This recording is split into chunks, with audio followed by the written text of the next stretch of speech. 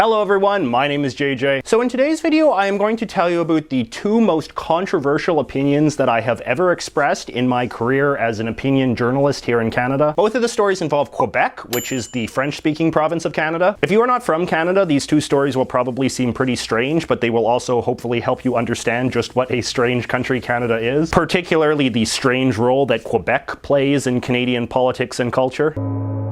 Okay, so back in 2014, I was working for the Canadian edition of the Huffington Post, and at one point I got into a bit of a Twitter spat with this other Canadian journalist. He was an English guy writing for this English magazine, and yet he would sometimes tweet in French, which I always found a little bit obnoxious. Now, you see, Canada is officially a bilingual country. It has two official languages, French and English. It says so right in the Canadian Constitution. However, the vast majority of Canadians can only speak English. Almost all of the French-speaking Canadians live in the province of Quebec, which was settled by the French and is the only part of Canada where French is the language of day-to-day life. There is only a small minority of Canadians who claim to be fluent in French and English. It's usually estimated at around 17% of the population, and these are disproportionately people who live in and around Quebec. However, because Canada is officially a bilingual country, it is considered important for all of the people in the top government jobs, which includes politicians and bureaucrats and judges and so forth, to be fluent in both French and English. This has the effect of concentrating a great deal of political power into a very small segment of the population, particularly bilingual Quebecers. There is a lot of denial and snobbery about this basic reality of Canada, however. A lot of bilinguals, particularly Quebec bilinguals, tend to minimize how difficult it is to learn a second language that you don't have any need for in your day-to-day life. And let's be clear, the vast majority of Canadians do not have a need for French in their day-to-day life. So anyway, my dust-up with the guy on Twitter inspired me to write a column on this topic for the Huffington Post. I will now read you part of it. I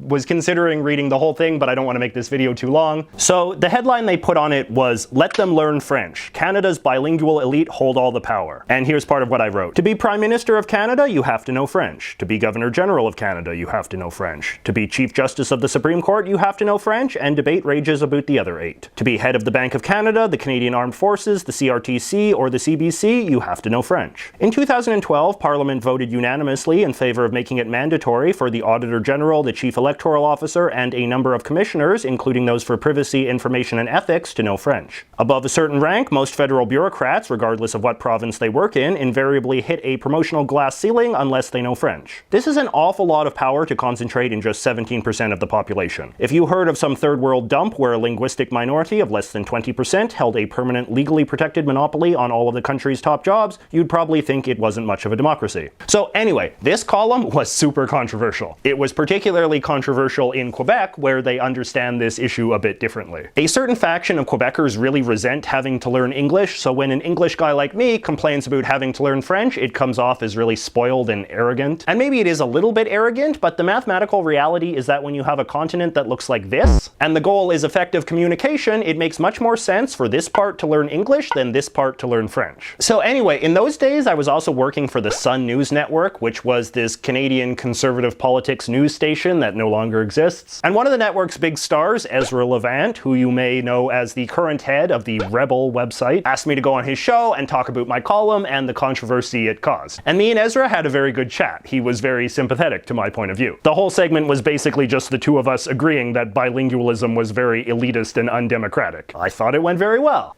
Ezra's show did not broadcast live. It was taped in the afternoon and aired in the evening. And just as I was leaving the studio that afternoon, I got a phone call from one of the network executives, and he was like, "JJ, I'm really sorry, I didn't want to make this call, but we cannot air what you just did." He told me that the big bosses at the network were all furious and wouldn't allow what I had just taped to go on the air. You see, the big bosses of Sun News were all Quebecers. The parent company was literally called Quebecor, and the boss of Quebecor was this guy called Pierre-Carl Palideau. After the network closed, he went into politics and became head of the Quebec Separatist Party. This was the only time I'd filmed something for Sun News, or anyone else for that matter, that wasn't allowed to be put on the air. And considering a lot of what they did put on the air at Sun News, that's really saying something.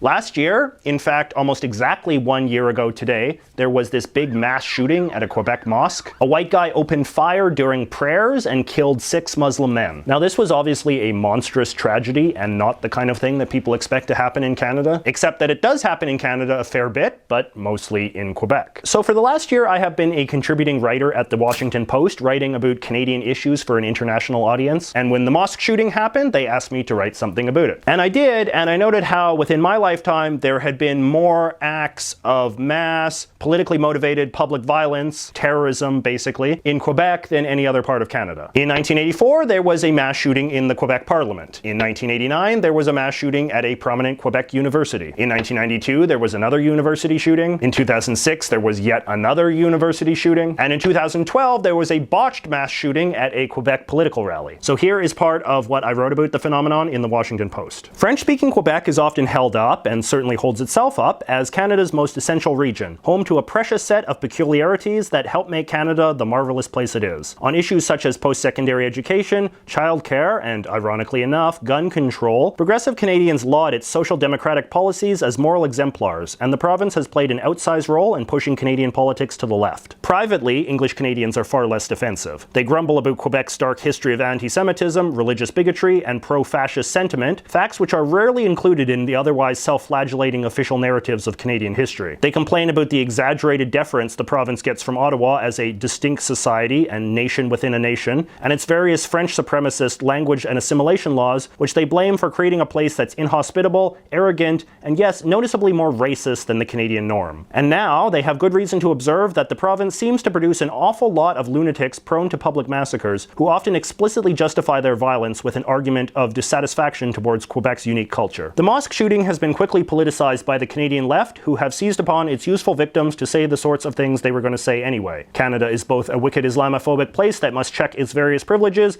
and a multicultural utopia whose pride and empathy for its Muslim community knows no bounds. Rather than drag the entire country along for this tendentious ride, it may be more useful to narrow the focus. Now this article was pretty popular. As I said in the piece, most Canadians consider Quebec to be a sort of uniquely chauvinistic part of the country, and a lot of people I heard from agreed that if we were going to treat the mosque shooting as a symbol of anything, it would be much more useful to treat as a case study of Quebec Islamophobia, which is this kind of unique thing, rather than a sweeping indictment of the whole country. But the Quebec government had a very different take. Someone introduced a motion in the Quebec Parliament denouncing me, and it passed unanimously. And then the Quebec government very ostentatiously wrote this whole letter to the Washington Post, complaining to them for publishing what I'd written. The Washington Post, for their part, stood behind me 100%, and I am still writing for them fairly regularly. I honestly think that from an American perspective, this whole thing seemed pretty silly. I don't think it would ever occur to an American government to formally complain or pass a motion denouncing some author for writing something that they disagreed with, which I guess just gets to the different way that free speech is conceptualized in America versus Canada. The Canadian Parliament in Ottawa tried to pass a motion denouncing me as well, but the Conservative Party withheld unanimous consent, which I'm very grateful for. It is actually relatively common for Canadian politicians to officially denounce journalists who write mean things about Quebec. In 2006, a journalist wrote that some of Quebec's previous massacres might have had a racial element to it. She was denounced by Parliament. Another guy wrote a story about Quebec having the most corrupt government in Canada, and he too was denounced by Parliament. Last year, a guy wrote an article suggesting that Quebecers had a less cooperative spirit than other parts of the country. As far as I know, he wasn't officially denounced by Parliament, but he was denounced by a lot of Quebec politicians and ultimately lost his job. So that's Canada for you. Let me know what you think of these stories in the comments below. Let me know if you think I was in the right or in the wrong, or maybe somewhere in the middle. And let me know if you want to see more videos like this about Canadian politics and